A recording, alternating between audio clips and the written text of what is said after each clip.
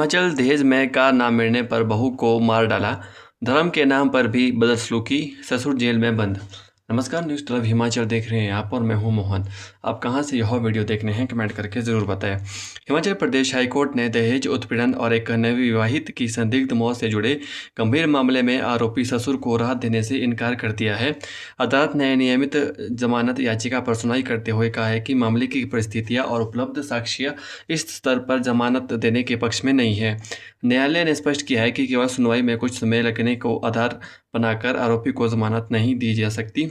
दरअसल मामला सोलन जिले के नालागढ़ क्षेत्र का है, जहां अप्रैल 2025 में एक विवाहिता की मौत के बाद उसके ससुराल पक्ष के कई सदस्यों के खिलाफ दहेज प्रताड़ना और आत्महत्या के लिए उकसाने समेत विभिन्न धाराओं के तहत केस दर्ज किया गया था।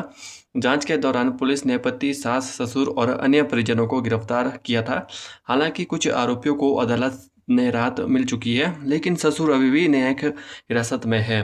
सुनवाई के दौरान आरोपी पक्ष ने दलील दी कि ट्रायल में भी देरी हो रही है और उसके त्वरित न्याय के अधिकार का हनन हो रहा है। वहीं अदालत ने रिकॉर्ड का अवलोकन करने के बाद कहा है कि मामले में गवाहों की प्रक्रिया जारी है और ऐसा कोई प्रमाण नहीं है जिससे यह साबित हो कि जानबूझकर सुनवाई को लंबा खींचा जा रहा है, इसलिए केवल इस आधार पर जमानत नहीं दी जा सकती। मृतका की शादी नवंबर 2024 में हुई थी, लेकिन शादी के कुछ ही महीनों बाद उसकी संदिग्ध परिस्थितियों में मौत हो गई। शिकायत में आरोप लगाया गया कि विवाहिता को कम दहेज लाने को लेकर लगातार मानसिक और शारीरिक रूप से प्रताड़ित किया जाता था। परिवार की ओर से कार की मांग की जाने वाले उसे पूरा न करने पर मारपीट किए जाने के आरोपी लगाए गए हैं। शिकायत में यह भी कहा गया है कि पीड़िता की धार्मिक मान्यताओं का सम्मान नहीं किया गया है और उस पर अपनी आस्था के विपरीत काम करने का दबाव बनाया जाता था।